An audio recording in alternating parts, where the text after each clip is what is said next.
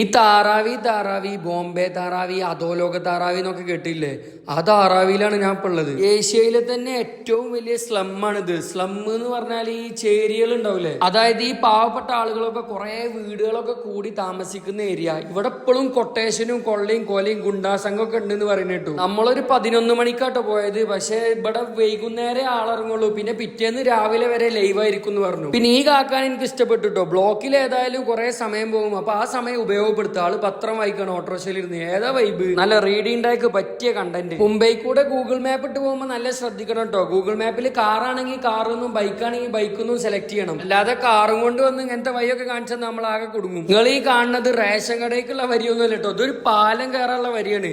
ഒരു പാലത്തുമൊക്കെ കയറാൻ എന്ത് കഷ്ടപ്പെടാറിയോ. പക്ഷെ കയറിയ പിന്നെ ആ ഫ്ലോയിൽ എങ്ങനെ പോയിക്കോളും. മുംബൈ തിരക്കേറിയ നഗരാണ്, ഭയങ്കര ബ്ലോക്കാണെന്നൊക്കെ പറഞ്ഞില്ലേ. ഈ ചേച്ചിന്റെ ഐഡിയ നോക്കി, പെരേന്ന് മുടി വാരാതെ പുതിയാപ്പിളിന്റെ ബാക്കിൽ വണ്ടിമിരുന്ന് മുടി നന്നാക്കണം. എനിക്ക് ഏതായാലും ഐഡിയ എല്ലാം ഇഷ്ടപ്പെട്ടിട്ട് എത്ര സമയം ലാഭിക്കണ അറിയോ. ഇത് നമ്മളെ മുംബൈ വ്ലോഗ് പാർട്ട് 22 ആണ്. ഇതുവരെ കാണാത്തവരുണ്ടെങ്കിൽ ഫുള്ളിരുന്ന് കാണുക. അപ്പൊ ശരി, മാസലാമ, ബൈ.